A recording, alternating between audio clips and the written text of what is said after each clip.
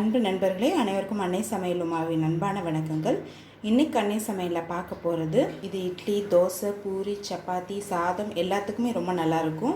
மசாலா அரைச்சிக்கலாங்க. ஒரு பட்டை, ஒரு ஏலக்காய், ஒரு டீஸ்பூன் சோம்பு, 1/4 டீஸ்பூன் மிளகு,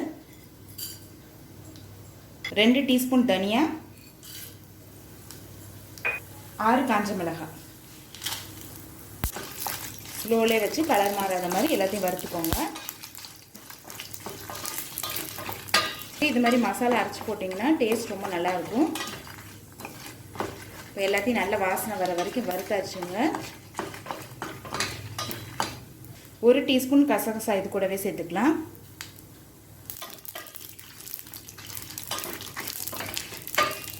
இப்போ இது கொஞ்சம் நேரம் ஆறின பிறகு மிக்சியில் எல்லாத்தையும் அரைச்சிக்கலாம்.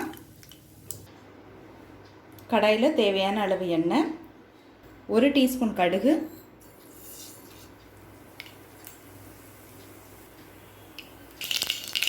1/2 டீஸ்பூன் சீரகம், கொஞ்சம் கருவேப்பிலை,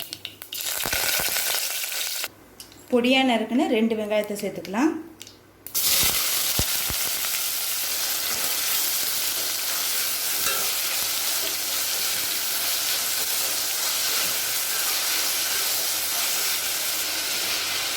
வெங்காயம் நிறைய போட்டிங்கன்னா தொக்கு நிறைய கிடைக்குங்க. இப்போ வெங்காயம் பாருங்கள் நல்லா வதங்கியிருக்கு, கலரும் பாருங்கள் நல்லா மாறி இருக்கு. இந்த அளவுக்கு வதக்கணும். 1 டீஸ்பூன் இஞ்சி பூண்டு விழுது,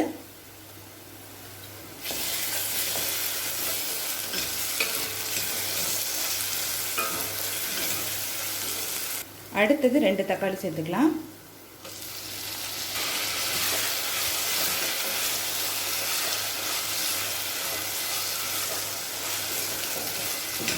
தேவையான அளவு உப்பு.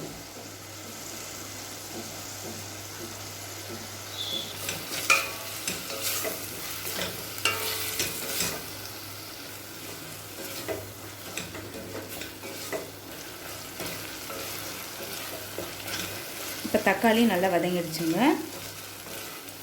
நம்ம அரைச்சி வச்சுருக்க மசாலாவை இதில் சேர்த்துக்கலாம்.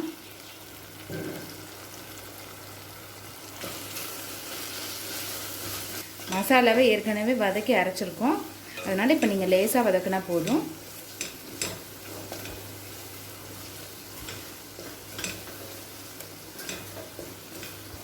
இப்போ 1 கப் தண்ணி சேர்த்துக்கலாங்க.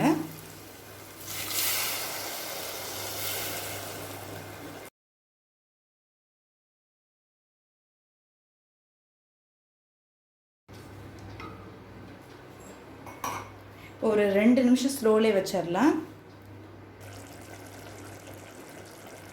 அடுத்தது வேக வச்ச முட்டையை அங்கங்கே கீறி போட்டுக்கலாம். முட்டையை இது மாதிரி அங்கங்கே கீறி போட்டுக்கோங்க, அப்போ தான் மசாலா உள்ளே போகும்.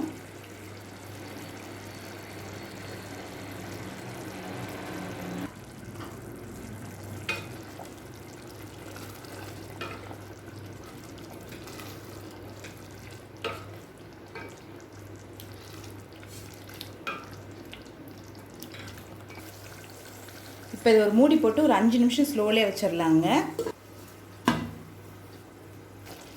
இப்போ 5 நிமிஷம் ஆகிடுச்சுங்க. இப்போ நல்லா திக்காகிடுச்சுங்க.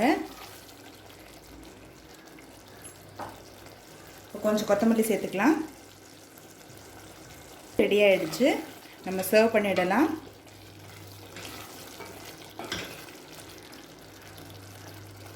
ரெசிபியை ட்ரை பண்ணி பாருங்கள், கண்டிப்பாக உங்களுக்கே பிடிக்கும். ரெசிபி பிடிச்சிருந்ததுன்னா வீடியோவை லைக் பண்ணுங்கள், கமெண்ட் பண்ணுங்கள், ஷேர் பண்ணுங்கள். இது வரைக்கும் அன்னை சமையல் சேனலை சப்ஸ்கிரைப் பண்ணலைன்னா சப்ஸ்கிரைப் பண்ணுங்கள். தேங்க்யூ.